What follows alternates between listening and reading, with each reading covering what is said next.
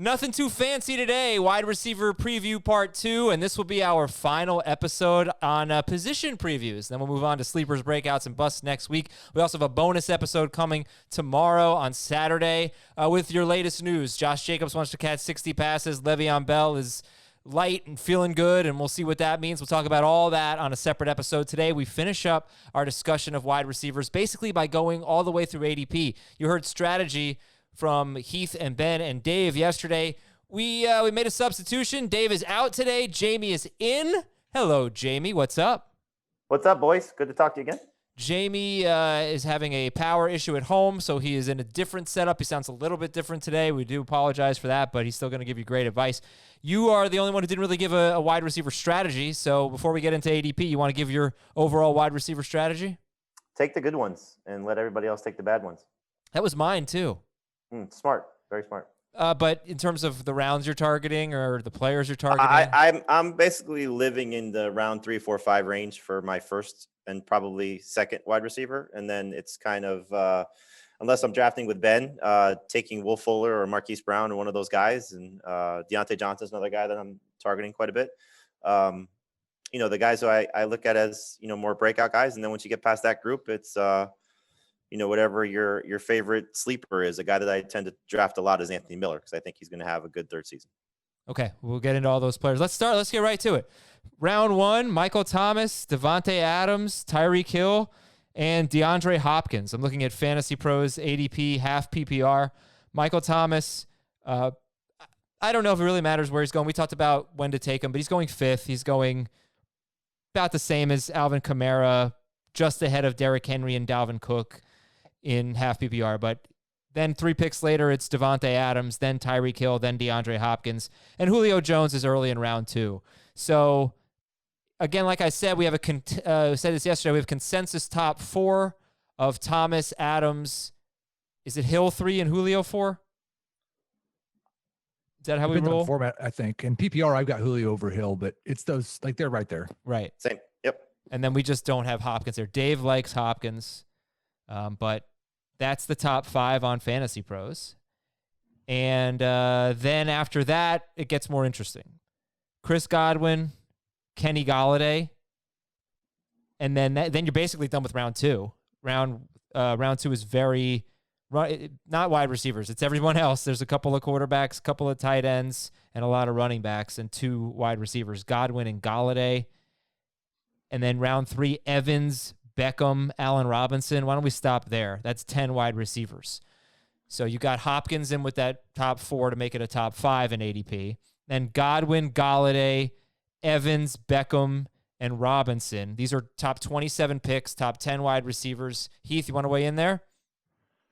Yeah, I mean, you've got some guys there, I think, that really change depending on format. A guy we've talked about a lot is, I think most of us have as a bust, Odell Beckham. But Kenny Golladay in half PPR is really interesting because I do think his low catch total hurts him a little bit in PPR relative to the other top 10 wide receivers. But in non-PPR, I think you can make a pretty strong case for him at number 5 or 6. So in half PPR, he probably deserves, I don't like him in the second round, but he deserves to be at that 2-3 turn. Golladay had only 65 catches last year. He was 3rd in non-PPR. He was 9th in PPR. If you just look at his 8 games with Matthew Stafford, he was on pace for 70 catches, 1,280 yards, and 14 touchdowns. Is there any chance, do you guys think Kenny Golladay gets to 80 catches this year? Yes. Is there any chance, do we think? Forget about when I said, is there any chance? Do you think Kenny Golladay gets to 80 catches? I want to see what I have him projected for, to be honest with you. But it's not that difficult if he's going to see the amount of targets that we hope he sees. Yeah, I have him at 76. I don't really see why not. I mean, he is definitely a downfield receiver, so maybe it's a little harder for him to rack up high catch totals, but that also helps his efficiency as a player. I don't think last year's target rate, I mean, you go back the year before, he saw significantly more targets per game, if I'm not mistaken. And I don't think the real close rate between him and Marvin Jones last year is indicative of what we'll see this year. I think he'll be up around 130 targets. It is interesting because, Ben has said his disdain for Marvin Jones. Is that a good word to use? Yeah. Whereas Heath obviously loves Marvin Jones. I think that's kind of, indicative of where you're going to come out on Kenny Golladay. Probably if you're, think that Marvin Jones is going to be such a big contributor, you're probably going to be not down on Golladay. He clearly is not down on him, but a little bit concerned about the catch total and what the numbers could be. And also I think you got to factor in what TJ Hawkins is going to do, as we, spoke about on Twitch on Tuesday night when Michelle, I'm not going to butcher her last name, from Majuk. Yeah. Said that, and Ben seemed to agree with that. If Hawkinson has a good second season, both these guys could lose a little bit. I think the most interesting thing with Golladay, because he's such a good downfield option and such a big wide receiver, is what happens with the touchdowns. Because you said it, he was on pace for 14 touchdowns with Matthew Stafford. I think he had 8 in his first 2 seasons combined. The touchdown rate from last year is not sustainable, but is he an 8 touchdown guy or a 12 touchdown guy? That probably determines whether he's a top 6 wide receiver or not. What's the difference between him and Mike Evans? Not Mike Evans this year, because that's a different conversation. Maybe we're about to get to him in ADP, but is he basically just what Mike Evans has been? Not as good of an offense for production, right? Evans was so dominant in air yards compared to all other receivers over the last couple of years. And just got a lot of downfield opportunity. I think similar players, but probably just not as good of a situation. Well, not even that. Like, we've talked a lot about how Golladay hasn't got to 120 targets yet, and he will this year. But year 2, Mike Evans had year 1, Mike Evans had 122. Year 2, he had 148. Year 3, he had 173. Like, he was a huge target share guy, as in addition to being a downfield guy. It's funny, if you were to ask anybody, would you take Mike Evans' numbers for Kenny Golladay?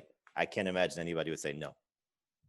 No, I absolutely. Yeah. I mean, Ben always makes. But the funny thing is that we all have Golladay. I think we all have Golladay ranked ahead of Evans. Yeah, I think I have Evans ahead of Golladay. I think Evans is. Yeah, I do. I have him wide receiver 8. I think he's massively undervalued, but we'll get there. Oh, I didn't realize he was. No, he was already in this group. I'm sorry. So it's Godwin, Golladay, then Evans, then Beckham, then Allen Robinson.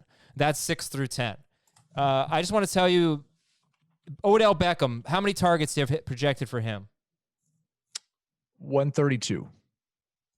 Okay. I have him at 129. All right. Same So range. I said, let's say he gets 130 because he had 133 last year. If he gets 130 and he's as good per target as he was with the Giants, where would he finish? Because he was 160. He was on pace for 160 or more targets every year with the Giants.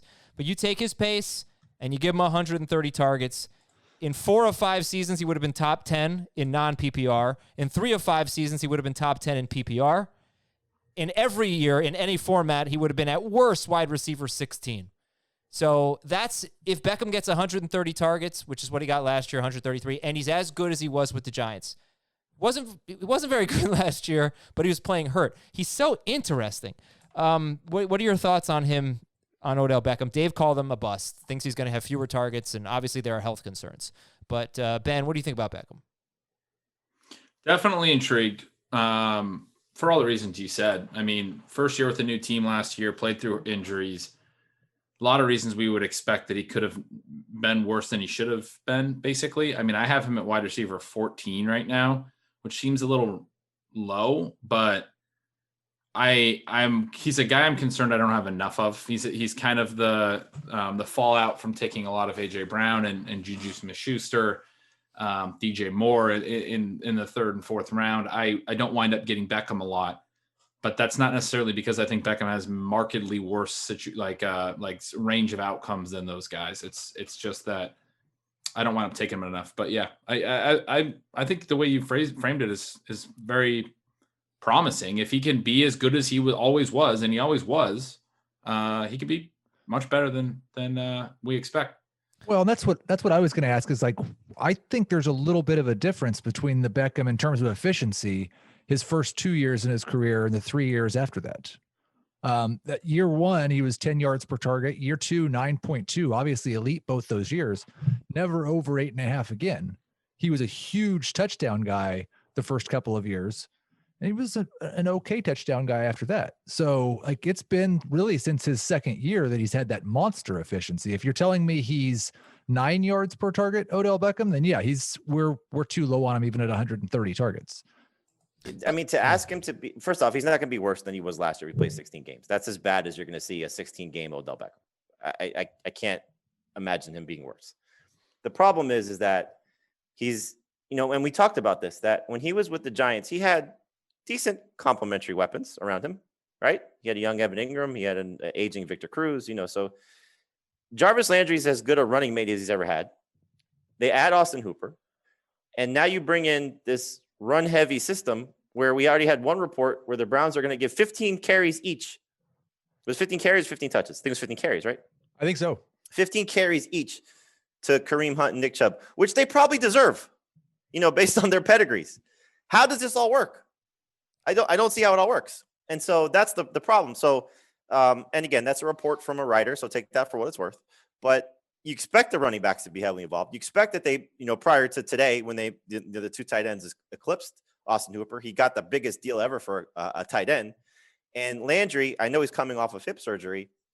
He's still going to get his opportunities. So where does Beckham fit in after averaging a career low 65 yards per game? Is it going to be significantly better? Is the touchdowns going to get back to the level that we're used to seeing from him?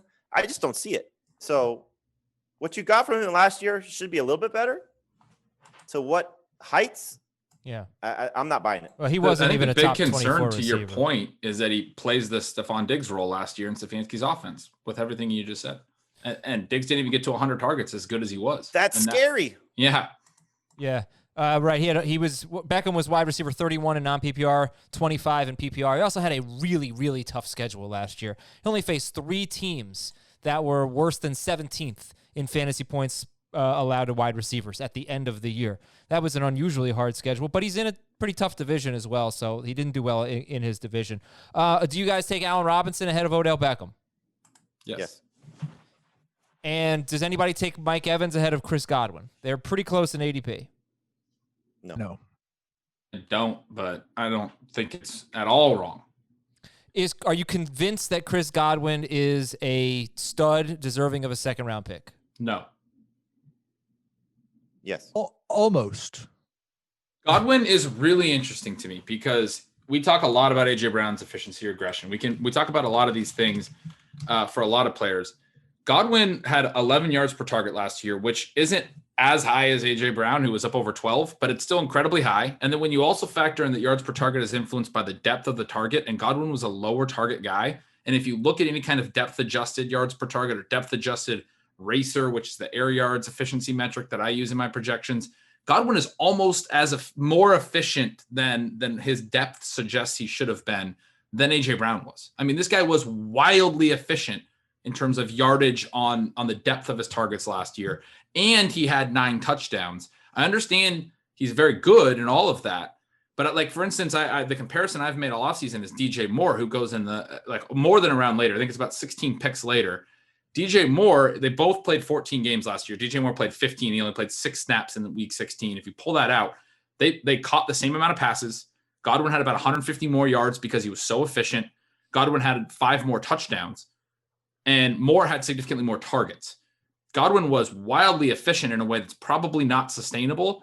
Moore was still very good efficiency-wise. He wasn't bad, but it actually looks a lot more sustainable, and he got more targets in those 14 games in a way that when you also consider it was only his second year, it was Godwin's third year, and you think about like bigger picture career arc things, DJ Moore is progressing.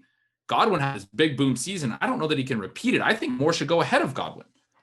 I don't disagree with that. The thing I would say, though, like I've regressed him back to 8.9 yards per target, which is still towards the very top of all wide receivers that I'm going to project somebody for. But he was 9.5 yards per target as a rookie, 8.9 in his second year. Like he's always been far more efficient than you would expect him to be. So I think what it really comes down to with Godwin is how many targets does he get? I've got him at 133. If he's at 130 plus, he's probably going to be a top 6 or 7 wide receiver. In Bruce, I trust. I mean, you look at Bruce Arians and what he should hopefully do. We may see a change in philosophy as we're starting to hear, with more 2 tight end sets for a coach that doesn't love playing tight ends, but you have Gronk and you have OJ Howard, and it's hard to say, let's play Scott Miller and Tyler Johnson maybe over OJ Howard if you're going to, look at the most talented players, just getting them on the field. So Godwin playing outside may not be the best thing for him, especially with what Brady likes to do. If they're going to keep him more as a slot guy and keep him close to the line of scrimmage and how they set up their formations, that's going to help Godwin in a big way. But he's in a contract year. He's coming off a big season. He's got now a better quarterback in terms of what quarterbacks do. Not necessarily a better thrower, but a better quarterback. And so, and that sounds weird to say, but, arm strength at this point, for Brady versus Winston. Stupid conversation as it may sound. But I think Brady will be good for Godwin. So I don't disagree with what Ben said either about DJ Moore, but I still think that you're buying into Bruce Arians. You look at his track record with what he does with big slot receivers when he started it with Hines Ward. And then as it really progressed with Reggie Wayne and Larry Fitzgerald, when he was the offense coordinator for the Colts and then the head coach for the Cardinals. And he carried that to Tampa Bay last year with what he did with Godwin. That was kind of the selling point that, hey, he's going to use this unbelievable talent and finally get the most out of him. So I still think he's going to be in a good spot. It's just a matter of if he's lining up on the outside and it's, and this is where, may help Mike Evans a little bit. If they're both just outside targets, then Evans will probably be better than him. If they're using Godwin the right way, then I think Godwin's going to be the better.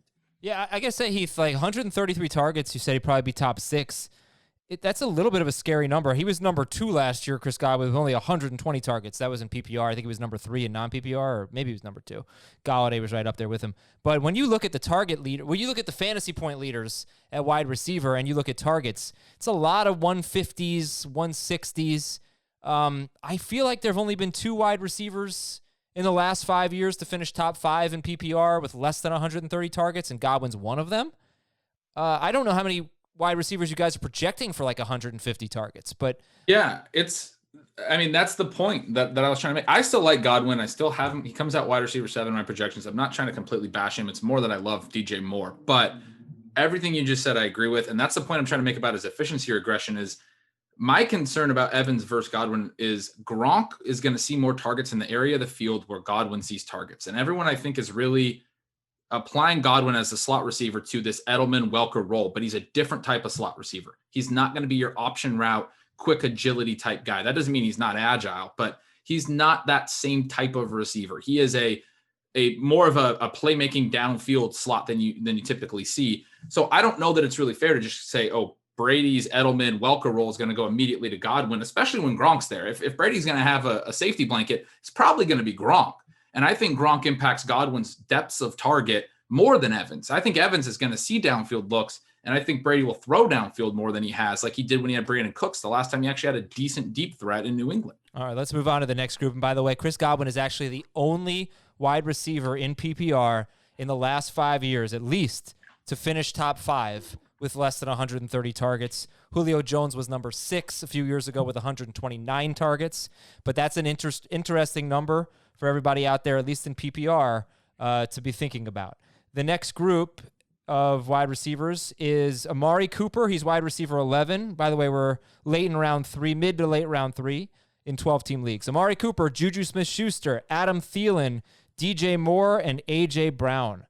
Oh, boy, fun group. Amari Cooper, Juju Smith-Schuster, Adam Thielen, DJ Moore, and A.J. Brown. Jamie, who are your, let's say, 2 favorites in this group? DJ Moore for sure.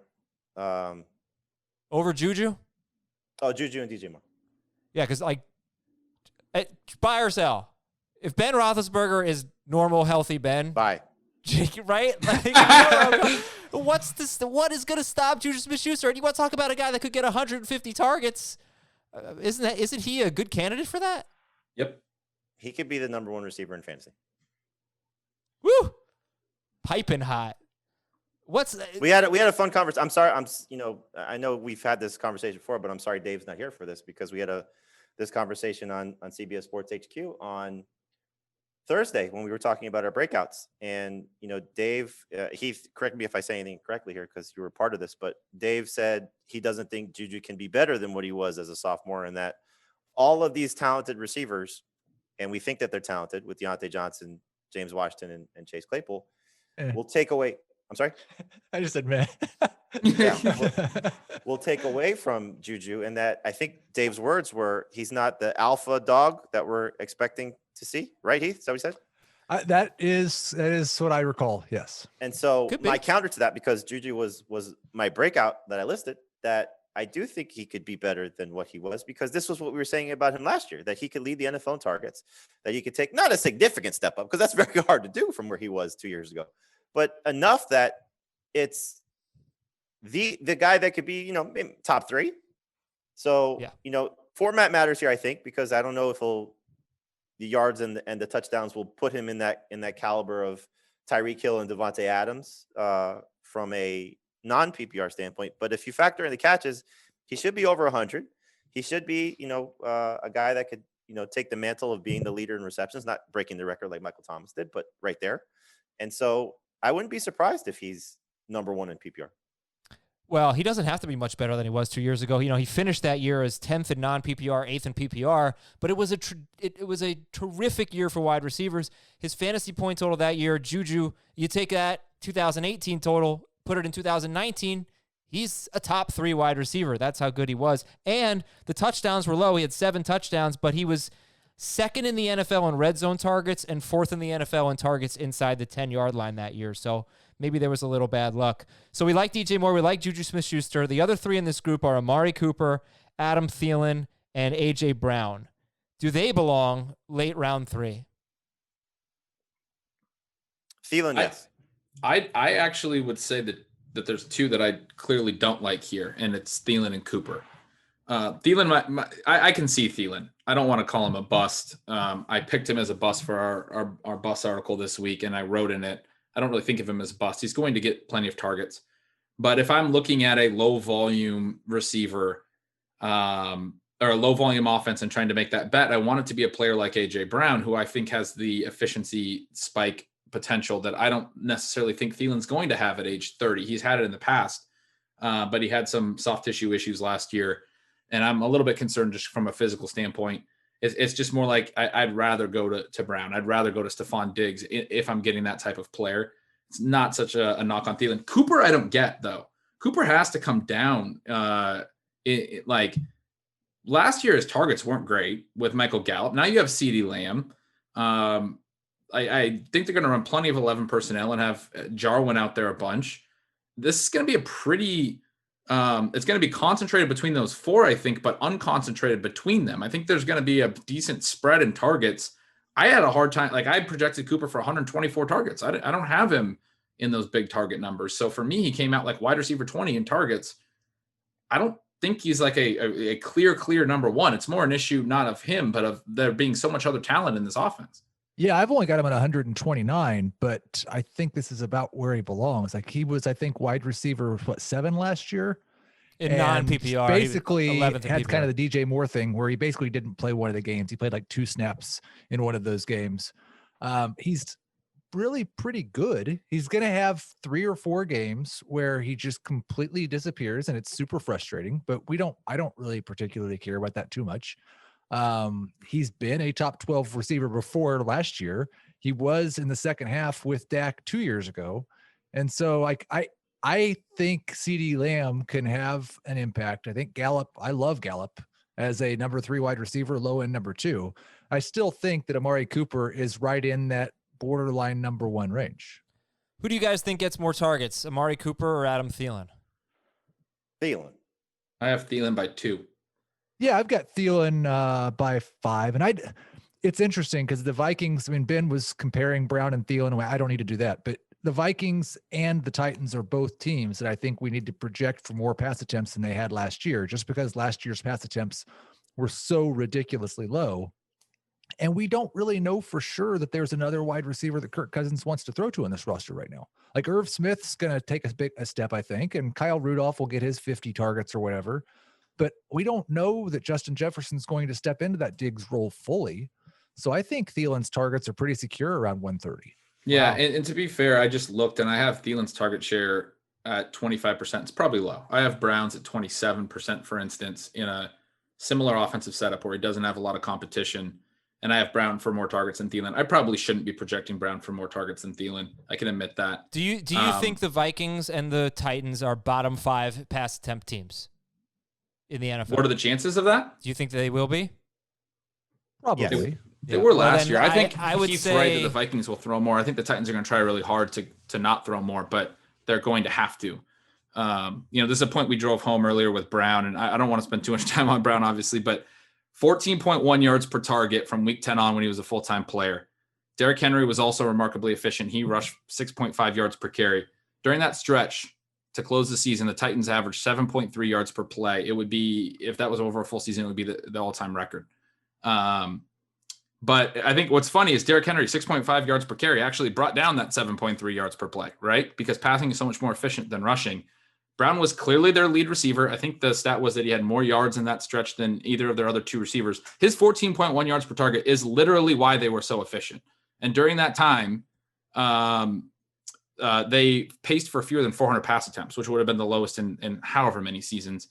If you regress A.J. Brown's efficiency, like you should, you have to assume the Titans are going to throw more. They had one of the 4 lowest pass attempt totals in the last half decade plus last year. So I think their pass attempts. Why do they have to throw more though?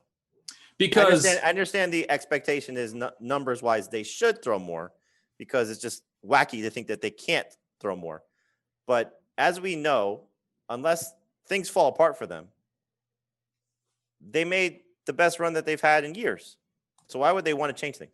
Well, part of it is the actual like efficiency. When you think about how 14 yards per target happens, that's AJ Brown taking a slant to the house last year. We saw that. That's why he was so good. I get that, but but that creates game situations where you're leading, and like if that's an incomplete pass, then you throw more, right? Or you're trailing in more games, and you have to throw more. Punch. They've been that's the thing I'm concerned about is that Mike Vrabel is coming from the Belichick tree of our defense is good, may not be great, but good, and he's a defensive coach. Like, do you want Ryan Tannehill's attempts to dramatically increase or significantly increase, whatever the number percentage you assign to it, or just let's try and be still a conservative team and kick field goals to win games? If they had 50 attempts to last year, they'd still be bottom 5 to Adam's original question. Yeah. I've got them at 500 and I've got Minnesota at 519. So, and those are two of I think I've got Seattle at 510. That's the bottom 5 right in that range. Okay. Well, the point is Tennessee's been bottom 5 in pass attempts 4 straight years. And in the last 5 seasons, we've had only one wide receiver finish top 12 in PPR on a bottom 5 pass attempt team. That was Doug Baldwin in 2015 or 16. I think 15. Now, in non-PPR, it's different. We've had a wide receiver do that 4 times, and we had Stephon Diggs finish 13th last year. But it's just difficult to get the catches that you need. And 130 targets for Thielen, if they're going to be a bottom 5 pass offense, that does seem high. But I guess the target share would be pretty high as well. I could see them not necessarily big leap, but like closer to bottom 10 than bottom 5, just because I do think that you're going to get the defense regressing, and not because Mike Zimmer wants it to, because I think they're going to end up having to throw the ball more, even though, you have Kubiak's system. I'm just curious for both of you doing your projections. What's the catch difference between Thielen and Brown? Your projections. I've got Thielen at 88. I've got Brown at 70. I have Brown 2 higher just because I do have a target share pretty high. You have Brown catching more passes than Thielen? Yeah, I just noted I have him getting more targets, and that's probably but you're changing that, right? I was probably too low on Thielen's target share, yeah. Yeah. But I think it's fair to say that they would be similar. I don't know why you wouldn't expect Brown to come up. So Brown didn't play full-time until week 10. If he plays full-time from week 1, this is exactly the argument I made last year with DJ Moore. Exact same argument. And he got a 150 target pace last year. I know Carolina threw way more passes. Brown's he's a different type of receiver than AJ Brown. He is, but he had a 15 or for the full season, I think it's like 13 or 14 ADOT, and still had a 25% target share. That means if they add any kind of like bubble screen work, if they try to build off his yak or anything closer to the line of scrimmage, which I expect his average depth to target to come down. I don't think he's just going to be a play action downfield guy this year because he's going into year 2. That means that he should add target share on top of that. He got a monster target share as a downfield guy, like you were just talking about with Mike Evans. He did that from when he became a full-time player. But the comparison to Moore, he's going to be a full-time player from week 1 this year, not from week 10 on. That's great. Right, but from week 10 on, he was on pace for 59 catches. They were on pace for fewer than 400 passes. Be real about that. That's not a real pace. They averaged 7.3 yards per play. I mean, just the raw numbers. A.J. Brown had 52 catches, 1,051 yards, and 8 touchdowns as a rookie. I mean, that is so good. A.J. Green had 1,057 yards and 7 touchdowns as a rookie. Julio Jones had 959 yards. I'm not sure if he played no, he only played 13 games. Andre Johnson had 976 yards and 4 touchdowns. Just incredible numbers for A.J. Brown as a rookie. It's very, very exciting. Okay, next group here. I do need to just promote a few things. Like I said, we have a bonus episode coming up on Saturday. You'll hear it on Saturday. We're going to record it on Friday. We'll catch up on all the news that you need to know. We've got a mock draft next Monday. Mock Draft Monday is Monday's show. We'll talk about recent mock draft we did, and we've got sleepers, breakouts, and busts. And Tuesday night on Twitch at 7 p.m. Eastern, we're going to be joined by Adam Rank. We're going to be doing a mock draft every Tuesday night, 7 p.m. Eastern, till the season starts. And we're giving away 8 spots in our Twitch Listeners League to subscribers next week, twitch.com/FFtoday. Back to the wide receivers. We are now at 16 through 21 here. Cooper Kupp, Calvin Ridley, Cortland Sutton, Devontae Parker, Tyler Lockett, and Keenan Allen. Cooper Kupp, Calvin Ridley, Cortland Sutton, Devontae Parker, Tyler Lockett, and Keenan Allen. Jamie, anything stand out? Devontae Parker is way too high. He shouldn't be in this group. This should not be a tier. Like, did you go through like 4 rounds with reading off those wide receivers? 11 picks. Kupp is pick 40 and Keenan Allen's 51. Yeah, no, this is very different than the way we have it. So what's your read on it, Heath? Cooper Kupp and Calvin Ridley are both in my top 12, and Devontae Parker is not in my top 25. So, like, there is a wide chasm between these. And I think Tyler Lockett deserves to be up there with Kupp and with Ridley. I actually have Kupp and Ridley ahead of some guys we've already talked about. Cooper, A.J. Brown, Mike Evans. So I think Lockett deserves to be in that group. I think Lockett deserves to be in that Kenny Golladay group, really. So, yeah, I don't know why Devontae Parker is being talked about in the same breath as these guys. Well, Kupp, Ridley, and Lockett would be terrific round 4 picks, and some of them are going into round 5. Parker too early? It's funny though, because I think we see Kupp more in round 3 than round 4. We do, sure. He's 40th here. Let me check on NFC.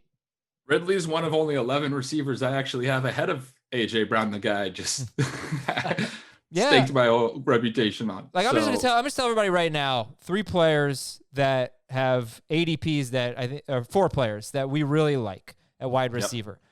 I'm looking at NFC and I'm looking at Fantasy Pros. DJ Moore, Juju Smith-Schuster, Cooper Kupp, and Calvin Ridley. We're talking about late round 3 to round 4 picks, and I think we'd all be very happy to get them. And Robert Woods might be in that discussion too. Yep. And for anyone who listened to the running back pods, that's why for me, it becomes even more precarious to talk about those veteran running backs that we're hoping rebound, the Todd Gurley's and the Le'Veon Bells and the David Johnsons, that whole class, because there's so many good receivers here. Jamie, does Cortland Sutton belong here? The tail end at best. I think we're looking at clearly a receiving core that is changing, and he was so dominant. Like, he was better, I think more than double, targets, catches, yards, and touchdowns than the second best guy last year at wide receiver for the Broncos. And so they add Jerry Jeudy, they add KJ Hamler. They got a lot faster, and we're expecting Noah Fant to be better in year 2, and they have a better pass catching back in Melvin Gordon. So there's a lot of competition now for targets for a team that I don't think is going to all of a sudden morph into the Chiefs. As much as they're trying to replicate the Chiefs, they're not going to become the Chiefs, especially not in 2020. So following the draft, Sutton was a bust for me because he was going in this range. But we can't sit here and say all these rookie running backs are going to regress because of the lack of offseason, and the veteran running backs are going to gain, and not say the same thing about the receiver. So Locke has the most rapport with Sutton. He didn't put up his best numbers in those 5 games that they played together last year, but still, that's the guy that he's going to, I think, rely on the most. And he's still their most physical receiver, most polished receiver, all those things. So I think he's still in the number 2 receiver range, but I wouldn't put him in the Ridley Kupp. He's closer to Parker than he is those guys.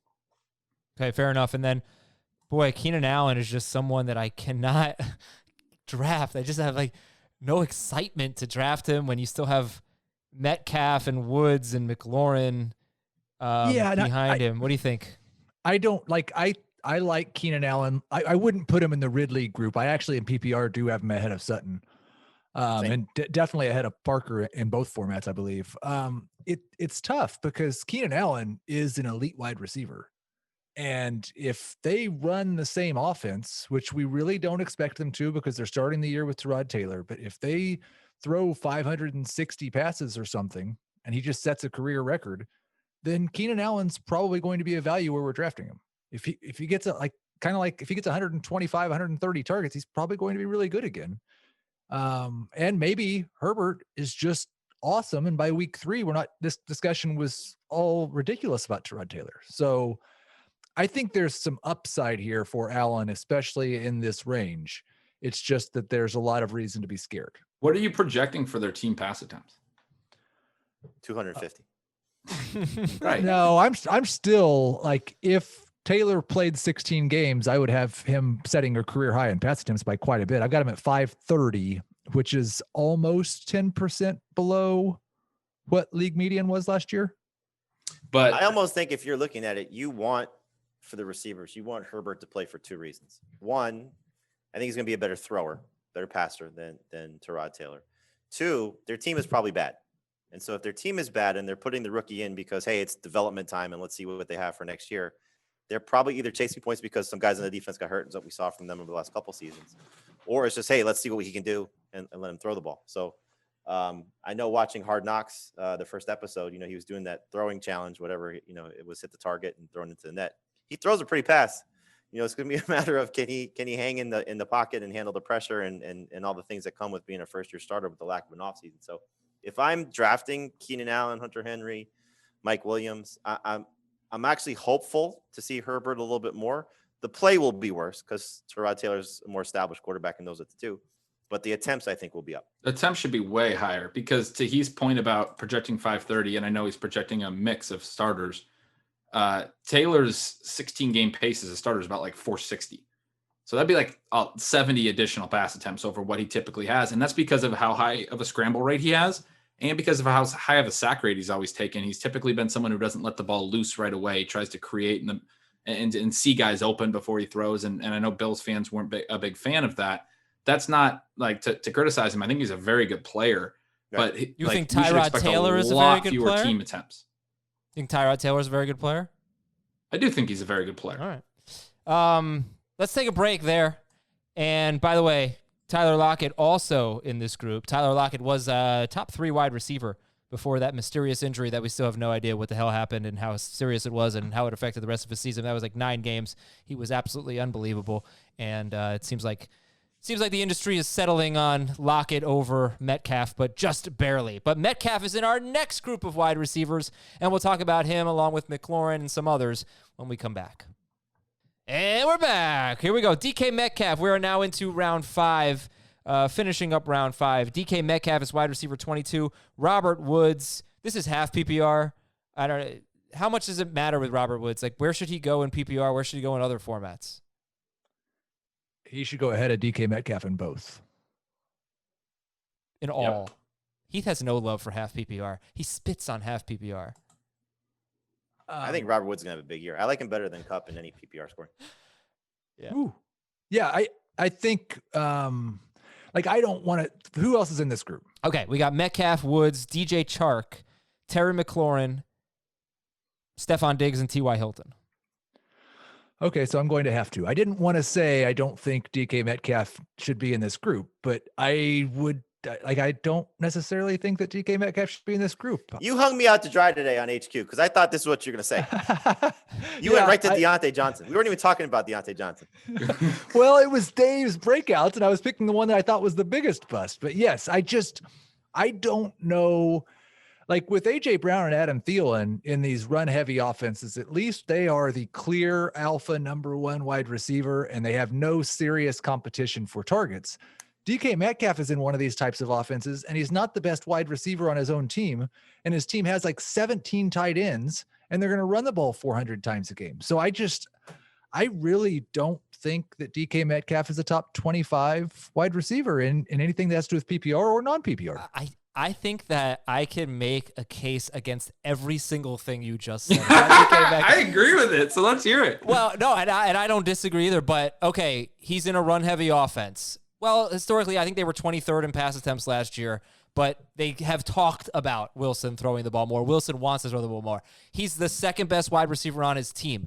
That was certainly true last year, but he was much, much more productive than Tyler Lockett was as a rookie. So I don't think it's inconceivable that he's better than Tyler Lockett, and I think he can do more things than Tyler Lockett. What else did you say? Oh, they have 17 tight ends. Whoa. He can do more things than Tyler Lockett? Yeah, he can play. Yeah. Like he's a more complete wide receiver? You got to remember, he's above 6'4", so anybody that's tall. He's he's tall. an alpha. He has superpowers like because of his height. But Tyler Lockett can play in the slot. He can play outside. Like he looks the guy that Russell Wilson trusts. He looks like the guy who could be an elite alpha wide receiver. More so he looks like that. I agree. That does not mean that he can currently do more things than Tyler Lockett can do. If he takes that leap in year 2, because 900 yards as a rookie, it's a really good mark. Okay, but you'll agree that he cannot currently do more things than Tyler Lockett can do. I agree that last year he couldn't. I don't know about what happens in year 2, but I agree that you should not approach it as if he's a better wide receiver than Tyler Lockett. It just wouldn't surprise. I don't think it would surprise anyone if he becomes a better receiver than Tyler Lockett. Which of the Oh, wait. I didn't finish picking apart. They have 17 tight ends. They all suck. And I don't really... Slandering a cane. All the running. Yeah. You know what, Heath?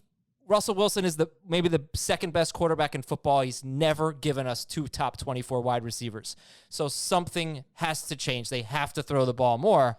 And that or they could just continue that trend of never giving us 2 top 24 wide receivers. What I mean, no, that's what I meant. That's what I meant. It's like they're both being drafted in the top 24. You have to be aware that if everything is the status quo with the Seahawks and they're what they usually are, one of those guys is probably going to disappoint you. So I see what you're saying. I'm just saying that the Metcalf versus Lockett thing, I really think could go either way. But I definitely feel like you guys are right. You have to have Lockett ahead. Well, I think and this was the question I was going to ask, and I know one is not A.J. Brown, but which of the rookie receivers from last year who were good regresses? Because they can't all be great. Why not? So we have McLaurin. Why not? You expect them all to be great? That's not the way that it works, generally. Well, okay, we're not talking. How many are you talking about? Because only 3 of them were great last year. Well, I would McLaurin, Metcalf, and Brown. Yeah, I guess only those 3. The one that I don't know. Well, you can answer that. Who are you most concerned about? Metcalf. I'm most concerned about Metcalf too. Yep. And I don't think this means he's terrible, but no. I think it could be a scenario of, first off, we're going to probably, people that are listening to us in a month, they may say, well, you guys didn't talk about Josh Gordon because they signed him.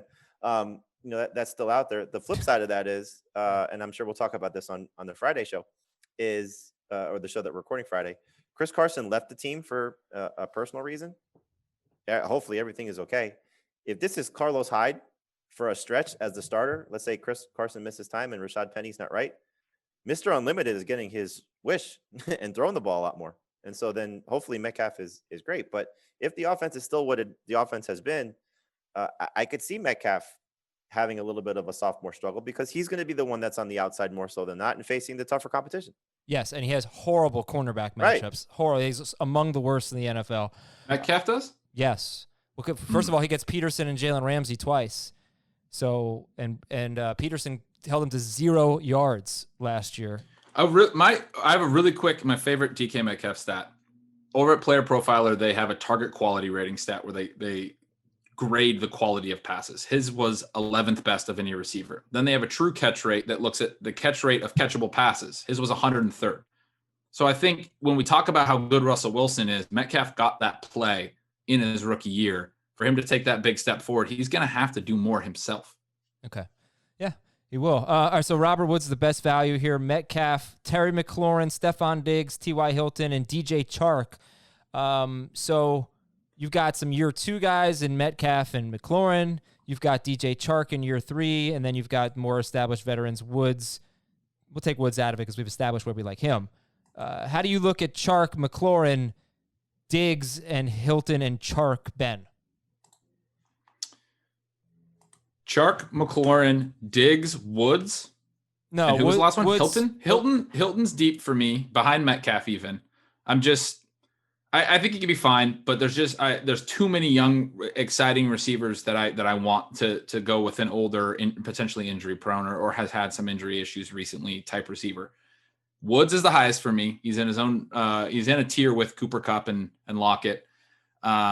Diggs leads my next tier, and then it's McLaurin and Chark really close behind that. But I do sometimes take McLaurin and Chark before Diggs because Diggs goes so much later, and I can get Diggs on the way back sometimes. But yeah, that's how I rank those. I love DJ Chark. The more I look at it, and the more the situation is. We spoke to Mark Long, who covers the Jaguars for the Associated Press, and he brought up an interesting point that the Jaguars have 3 guys that are going to see playing time in some regard, not named Laviska Shenault, in Conley, Westbrook, and Keelan Cole. And he said that they're probably going to put Conley and Chark on the outside with Westbrook in the slot, and then work Shenault in eventually. Think about those guys. They're just guys. And Chark showed you last year what he could be in the first half. He may have struggled a little bit in the second half, but now he's entering his 3rd season. He knows who his quarterback is. As last year we saw, there was, some shuffling back and forth once Foles was healthy. But I mean, this is a team that's going to throw the ball so much that their defense is bad and their run game may not be better. So do you like him better than Metcalf? Oh, I like him better than Metcalf. Absolutely. McLaurin? Yeah, I think targets are going to be significantly in his favor. And, is he better talent? I don't know. We'll find out. But I think, Chark showed us something last year that he can be more than just a deep threat as well. He averaged just under 8 targets per game. I think he could be close to 9. All right, how about everybody rank these 3? DJ Chark, Cortland Sutton, Terry McLaurin. I have McLaurin. PPR, I put McLaurin one spot ahead of Chark and then Sutton. So you go McLaurin, Chark, Sutton?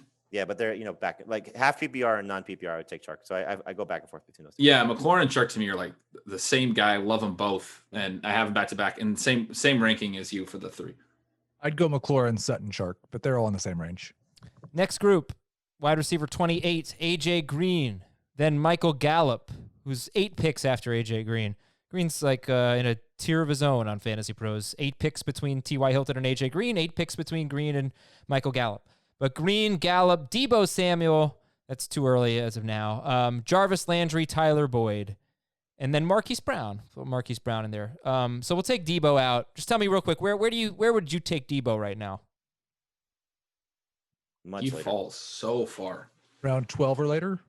Ooh, I think at 10 or 11, I'd take him. Yeah, I'd say 10. He's one of those guys. He's the lottery ticket running back at wide receiver, because if he's right and you're getting him in double-digit rounds, you're going to be thrilled with that. If he's not right, you're going to cut him pretty soon because he's going to spend 6 weeks on the pup list. So Sorry, early Jamie. August is going to determine.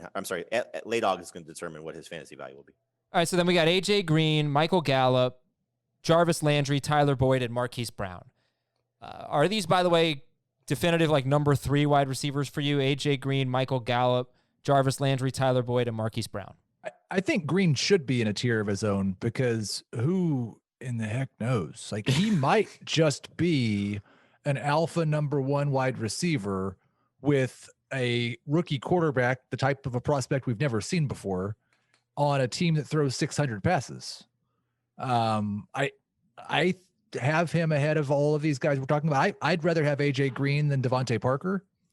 And I think there's legit top 10 upside there, and there's legit downside. Do you feel like, though, with AJ Green is more just injury? Because if he plays, he'll still be in that 20 to 30 range.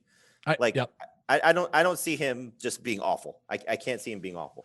And like, we try not to make anything. All we're getting are these little practice videos. He looks energized. Like, he looks happy to be there with Joe Burrow. So for whatever that's worth. Right. Like, I think this is the right spot for him. This is the type of thing, like, if you're comfortable with how you start your drafts, your first, what round is he going in? Is it round 6 still? Yeah, the very end of round 6. Okay. So if you're comfortable with your first 5 picks, and let's just say it's a 3 receiver league and he's still sitting there, that's fantastic that he's your 3rd guy. But if you go with only 1 receiver in your first 4 rounds, I know that makes Ben throw up, but if that's the case, your first 5 rounds, and he's your number 2, but you hopefully love your first 5 picks. Maybe you go 3 running backs, quarterback, tight end. I'm sorry, 3 running backs, receiver, quarterback, or tight end. Then, that's the great thing about AJ Green. Like Keith said, he could be top 10. He could be, worst case, I think 16 games of AJ Green is no worse than the 30th best wide receiver. Cool. So then we go to Michael Gallup, Michael Gallup, Jarvis Landry, Tyler Boyd, Marquise Brown, and then I'll just throw another one in there, Julian Edelman, who was a top 12 wide receiver in both formats. I think he was number 7 in PPR last year. But we've got interesting names here. Gallup, Landry, Boyd, Brown, Marquise Brown, Julian Edelman. Ben, who stands out there, and who are the avoids? Edelman's a clear avoid for me. Just you're losing Brady. He didn't play at all in 2017. He only played 12 games because of suspension, but in 2018, only has 3 16-game seasons in his career. Just not somebody that I want to bank on. But he's wide receiver 34. I know. It's just a clear avoid for me with the amount of young upside that I can instead target. Fair enough. Cam Newton's never had a wide receiver have 80 catches. Olsen once and McCaffrey once. The closest ones weren't guys like Edelman, right? They were probably Kelvin Benjamin and Devin Funchess. Steve Smith, I think. Steve Smith. Right. And then Benjamin and Funchess, yeah.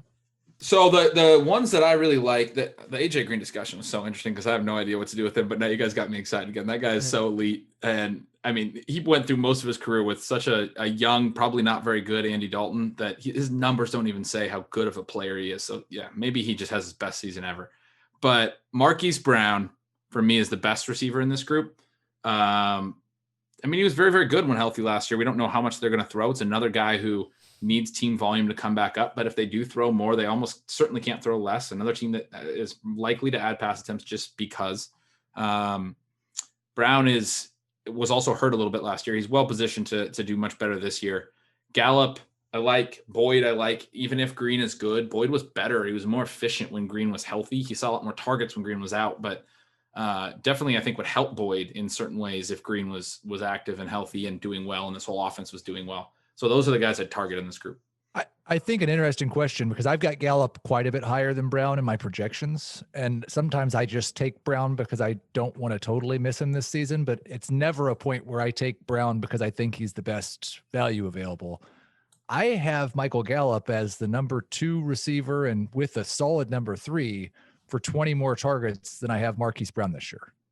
It's so funny with Gallup because I think everybody immediately after the draft said, oh, bleep, he's done because they paid Cooper $100 million and then they spent a first-round pick on CD Lamb.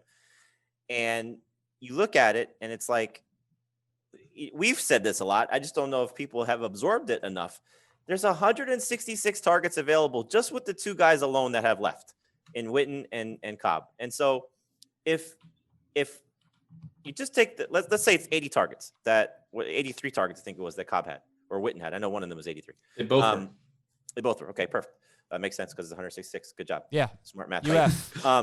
I think if you just, if you say CD Lamb is pushing for 100 targets, so 83 to 100 is probably fair. You guys can tell me where you have him projected for in terms of targets.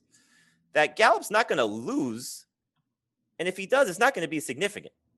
And so like Dave is always pointing out his drops and his drop rate. And that's certainly fair. He's entering his 3rd season. He should continue to be a significant part of this offense. He really is the one guy that's going to stay on the outside. And so it's not like Dak is going to be a dink and dunk quarterback. He's still going to throw the ball and challenge the barriers. So, he's still such a good spot. And the value is amazing. It's absolutely it's ridiculous. quite a discount. I mean, 77th overall for Michael Gallup after what he did last year. I think he didn't have, what did he have, 3 touchdowns in week 17? Maybe people... Something like that. Maybe people. I don't remember. The ride wasn't always the smoothest one for Gallup, but I don't know that it's going to be for anybody in this range. So the overall production was really good. For me, like I look at 3 guys very similar, and I have them ranked in a similar range. Is Brown, Will Fuller, and Michael Gallup. And the reason I would swing more for Gallup, swing for the fences more so for Fuller and Brown is they should have the most targets in their offense. They may not have more targets than Gallup, but that's assuming that CeeDee Lamb doesn't take the significant leap or Jarwin doesn't take the significant leap. Gallup could easily be better than those 2 guys. And I know Heath would probably say he is. So I get why anybody would take Gallup ahead of him. But I think they're all going to be inconsistent players. You're not going to get the week in, week out floor, but the ceiling for those 3 guys could be really, really good. Okay. We got to talk about Jarvis Landry at some point. It won't be today, but we'll talk about him because he's not even in the top 30.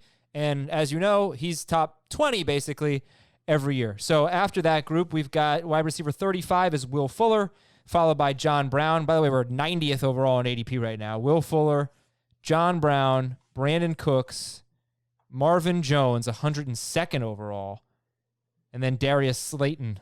That's a group of 5. Will Fuller, John Brown, Brandon Cooks, Marvin Jones, Darius Slayton. Is there a wide receiver here, Heath, that you're just like, nope, does not belong? I would like, this is going to sound weird because he's the same type of receiver as a lot of these guys, but I would say Darius Slayton, just because I am not convinced that he's going to see very many targets unless somebody gets hurt again. I mean, Jay, we were talking about this a couple of days ago, and like, it wasn't just that Slayton needed an injury or an absence from one guy. One guy wasn't enough. His target share really only spiked when 2 of the Giants' other 4 primary targets, Shepard, Tate, Ingram, and Barkley, were out. And so I don't have confidence that he's going to be a big part of their offense. And I think the rest of these guys will at least give you something.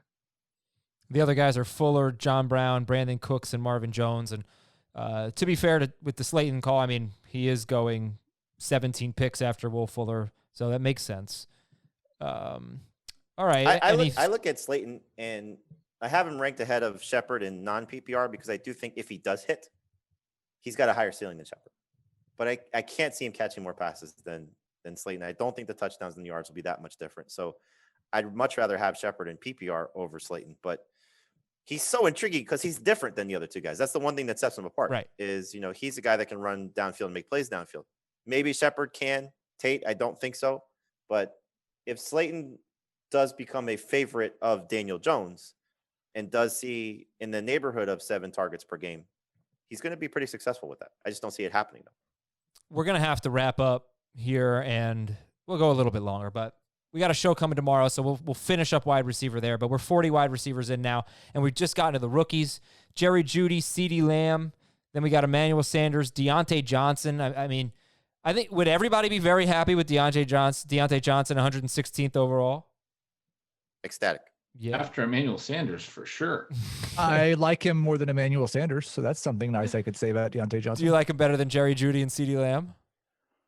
I think I do. I don't. I think I have him right behind Ruggs now, but he is right in the Jeudy range. Yeah.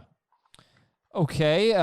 Christian Kirk is going wide receiver 44, 122nd. We heard I like that a lot more. Ben talk about him yesterday, and I don't know if when we're gonna get this guy, but I mean, doesn't it make sense to take a late flyer on James Washington?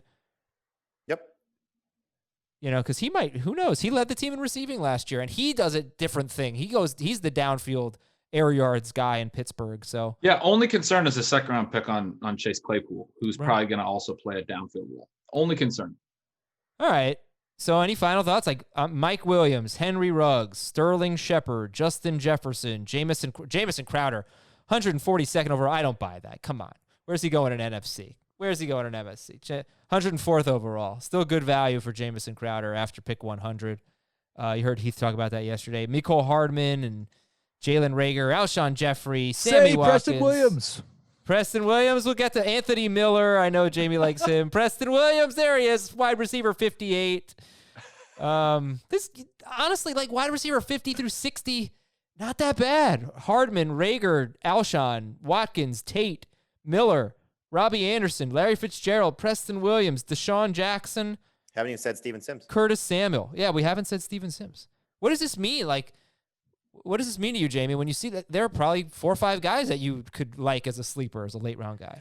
Oh, for sure. I think it goes to show you that once you get 4 to 5 good running backs, because we saw this in the last mock draft we did, that I think Michelle and I'm sure a couple of us have said, or said in this draft, 3 receiver league, the receivers kind of felt a little icky in the middle rounds because we're going to push up the value for some of these guys, whether it's Deonte Johnson or James Crowder or whatever the case may be, that the guys that you could put on the end of your bench can still end up having some good pockets of weeks that, maybe not 13 weeks of starting them, but if you need them for a few weeks, they're going to chance to be very targeted or highly targeted in their offenses, or targeted enough in their offenses that they're going to, be able to produce and hopefully produce well. Well, what we'll do tomorrow, other than going through the news, maybe reading a few emails, is we'll give our 5 favorite late-round wide receivers. Maybe Paris Campbell will make his way onto that list. Maybe Brandon Ayuk or Allen Lazard, something like that. I got a good note on Campbell and Shenault. I'll save that for tomorrow for the beat writers we spoke to. Perfect. Great. So that is wide receiver preview part 2. Thanks so much for tuning in, everybody. I'll tell you to have a great weekend, but remember, we got a Saturday episode coming for you as well. So have a great Friday night to all of you out there. For Ben and Heath and Jamie, I am Adam.